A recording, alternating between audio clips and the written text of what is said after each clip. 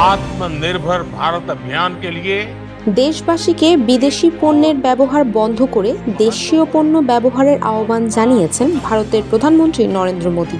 রোববার জাতির উদ্দেশ্যে দেয়া এক আকস্মিক ভাষণে এই আহ্বান জানিয়েছেন তিনি।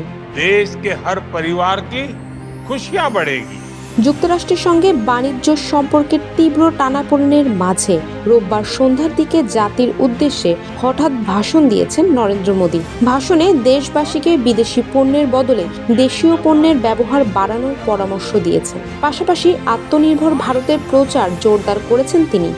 सूर्योदय के साथ ही মার্কিন প্রেসিডেন্ট ডোনাল্ড ট্রাম্প ভারতীয় আমদানিকৃত পণ্যের ওপর 50% শুল্ক আরোপ করার পর থেকেই দেশের নাগরিকদের প্রতি স্বদেশি বা দেশীয় পণ্যের ব্যবহার বাড়ানোর আহ্বান জানিয়ে আসছেন মোদী। ইতিমধ্যেই বিজেপির সমর্থকেরা ম্যাকডোনাল্ডস, পেপসি ও অ্যাপলের মতো মার্কিন ব্র্যান্ড বয়কটের প্রচার শুরু করেছে, যা ভারতে অত্যন্ত জনপ্রিয়।